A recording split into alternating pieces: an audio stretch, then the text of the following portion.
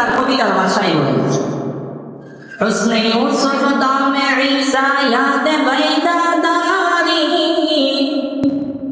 হুসনে ইউসুফ দামে ঈসা ইয়াদ বাইদাদারি, আজ হুবা হামাদা রং তুমহে গঙ্গাদারি।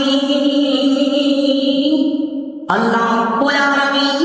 ইউসুফ আলাইহিস সালাতু ওয়াস সালামকে যে সৌন্দর্য দান করেছিলেন, হয় আল্লাহ রাব্বুল আলামিন সকল নবীগণের মধ্যে যেই গুণাবলী আর যেই সৌন্দর্য দান করেছিলেন, আল্লাহ রাব্বুল আলামিন সকল নবীকে যেই পরিমাণের গুণাবলী আর সৌন্দর্য দান করেছিলেন, কবি বলেন পৃথিবীর মানুষেরা আল্লাহ আমার নবী মুহাম্মদ রাসূলুল্লাহ সাল্লাল্লাহু আলাইহি ওয়াসাল্লামকে আল্লাহ রাব্বুল আলামিন যেই পরিমাণ সৌন্দর্য দান করেছে, সকল নবী এবং রাসূলের সৌন্দর্য দান দিয়ে এক স্থানের মধ্যে রাখা হয়। আল্লাহর কসম করে বলি মুহাম্মদ আরবি রাসূল সাল্লাল্লাহু আলাইহি ওয়াসাল্লামের সৌন্দর্য সকল নবীর চাইতে বেশি হইবে। আল্লাহর নবী যখন দুনিয়ার মধ্যে ভূমিষ্ঠ হইলেন, নবীর দাদা খাজা আব্দুল মুত্তালিব তখন বলতে লাগলেন, ও আমেনা, তোমার গর্ভের মধ্যে যে সন্তান ভূমিষ্ঠ হয়েছে তার নাম তুমি কি রেখেছ? আমেনা বলেন, আব্দুল মুত্তালিব কি আমেনা বলতেছেন,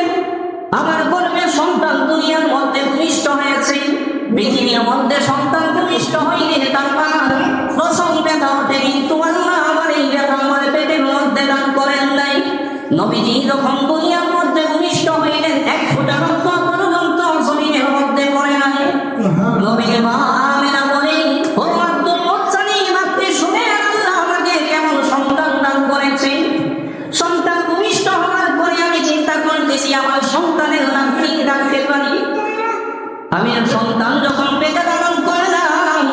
আমার কাছে এমন মনে হইতেছে সন্তান আমার গর্ভে হয়েছে, কিন্তু চিন্তা ফিকির আরশ থেকে কে যেন বলতেছে আমার সন্তানের কি নাম রাখতে পারি। আমি চিন্তা করতেছিলাম, কিন্তু দেখলাম কে যেন আমার ভিতর থেকে বলতেছে তোমার সন্তানের নাম হবে মুহাম্মাদুর রাসূলুল্লাহ। খাজা আব্দুল মুত্তালিব যখন মা আমেনাকে জিজ্ঞাসা করলো, রে আমেনা, তোমার সন্তান কেমন সুন্দর, কেমন সুন্দর। আমেনা বলেন, আমার সন্তানকে আমি নিজে রেখে আল্লাহর প্রশংসা আদায় করলাম। সুবহানাল্লাহ বলে আমেনা বলতে লাগলো,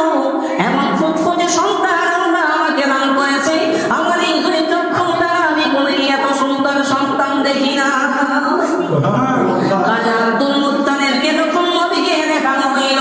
খাজা আব্দুল মুত্তালিব বড় ব্যবসায়ী ছিলেন, পৃথিবীর অনেক দেশ উনি সফল করেছেন, আনাচে কানাচে অনেক স্থানের মধ্যে গিয়েছেন। নবীর দাদা খাজা আব্দুল মুত্তালিব বলেন, সুবহানাল্লাহ, ও আমেনা, তোমার গর্ভের মধ্যে যে সন্তান এসেছে, দুনিয়ার মধ্যে যে সন্তানটাকে তুমি ভূমিষ্ঠ করেছ,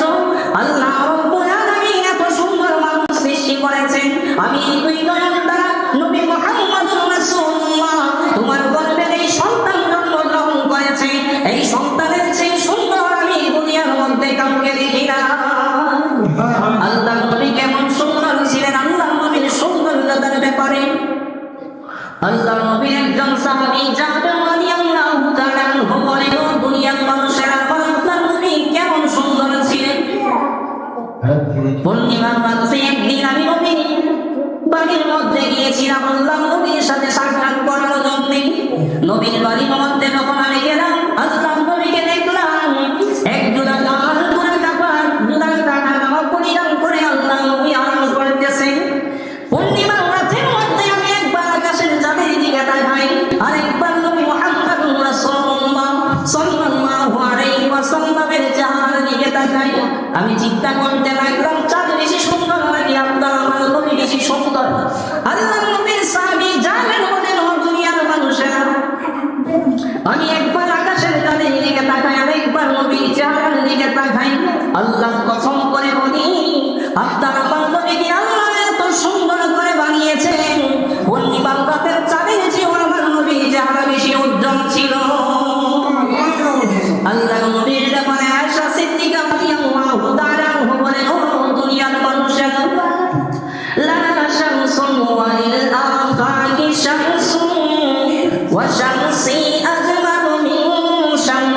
السماء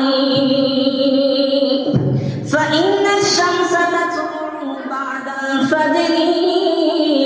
والشمس تطلع بعد العشاء আপনার আমার নবী কেমন সুন্দর ছিল আম্মা আয়েশা সিদ্দিকা রাদিয়াল্লাহু তাআলা আনহা বলেন ও দুনিয়ার মানুষেরা পৃথিবীটাকে আলোকিত করার জন্য আল্লাহ পৃথিবীবাসীর জন্য একটা সুন্দর দান করেছেন আর আল্লাহ রাব্বুল আলামিন আমার ঘরের মধ্যে আল্লাহ এমন একটা সুন্দর দান করেছেন মুহাম্মদ আরবি নবী যারা এতই সুন্দর ছিল দুনিয়ার সূর্য উদয় হইত দিনের বেলা আর আমার ঘরে আমার সূর্য মুহাম্মদুর রাসূলুল্লাহর চেহারা জন্মগ্রহণ রাত্রি বেলা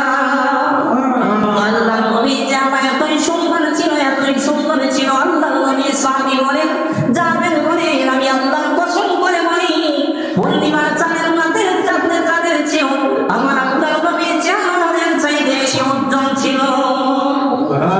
আল্লাহ রাব্বুল আলামিন এত সুন্দর বাণী আল্লাহ নবীকে দুনিয়ার মধ্যে পাঠিয়েছেন আল্লাহ নবী সাহাবী হাসান বিন সাবিত রাদিয়াল্লাহু তাআলা আনহু বলেন أحسن منك لم تر قط عيني وأجمل منك لم تلد النساء خلقت مبرأ من كل عيب كأنك خلقت كما تشاء الله نبي عليه الصلاة حسن بن ثابت رضي الله تعالى عنه বলেন ও নবী আল্লাহ নবী এতই সুন্দর ছিল সাহাবী বলেন আমার এই দুই নয়নে আল্লাহর নবী চাইতে সুন্দর মানুষ দুনিয়ার মধ্যে আমি আর কাউকে দেখি না সাহাবী শুনে এই কথাই বলেন তাই সাহাবী বলেন আল্লাহর নবীর মা আমেনা উনি যে সুন্দর সন্তান শ্রেষ্ঠ সন্তান দুনিয়ার মধ্যে জন্ম দিয়েছেন ওনার চাইতে শ্রেষ্ঠ সন্তান পৃথিবীর কোনো মা জন্ম দিতে পারেন না কিয়ামত পর্যন্ত কোনো মা এত সুন্দর আখলাকের সন্তান জন্ম দিতে পারবে না সাহাবী বলেন নবী আপনাকে আল্লাহ এমন ভাবে সৃষ্টি করে পাঠিয়েছে মনে হয় আপনি যেভাবে চেয়েছিলেন আল্লাহ রাব্বুল আলামিন আপনাকে ঠিক সেইভাবে সুন্দর বানিয়ে পৃথিবীর মধ্যে পাঠিয়েছে এই ছিল আল্লাহ নবীর ব্যাপারে আল্লাহ নবীর সাহাবায়ে কেরামের কথা নবী যখন দুনিয়ার মধ্যে ভূমিষ্ঠ হয়ে আসলেন নবীর দুধমা হালিমাতুস সাদিয়ার কোলের মধ্যে যখন নবীকে দেওয়া হইল হালিমাতুস সাদিয়া বলেন সুবহানাল্লাহ এত সুন্দর বাচ্চা আমি কোথাও দেখি নাই বিভিন্ন দেশের মধ্যে আমি সফর করতে যাই দুধ পান করানোর জন্য বাচ্চাদেরকে আমার কাজ আমি আমার জন্য বিভিন্ন স্থানের মধ্যে যাই ও আমেনা তোমার গর্ভের মধ্যে যেই সন্তান এসেছে আমি যেই সন্তানকে তোমার কাছ থেকে নিয়ে যাইতেছি এখন সন্তান দুনিয়ার মধ্যে আমি কোনোদিন দেখি না আল্লাহ রাব্বুল আলামিন তখন জিবরাইল আমিনকে বলেন জিবরাইল আমার নবীকে আমি সৃষ্টি করেছি আমার নবী কেমন তুমি বলো তো দেখি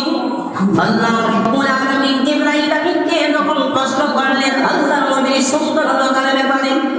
কিতাবের মধ্যে বলা হয়েছে জিবরাইল আমিন আলাইহিস সালাতু ওয়াস সালাম বলেন ও আল্লাহ আমি পৃথিবীর কাছে সব স্থানের মধ্যে ভ্রমণ করেছি সফর করেছি আমি পৃথিবীর যত চারটি কুমার সুন্দরতা আছে সকল সুন্দরতা আমি দেখেছি আপনার কসম করে বলি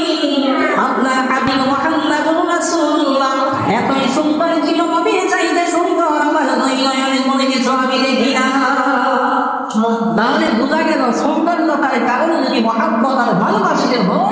আপনার আমার নবী মুহাম্মদ রাসূলুল্লাহ সাল্লাল্লাহু আলাইহি ওয়াসাল্লামকে সবচেয়ে বেশি ভালোবাসে।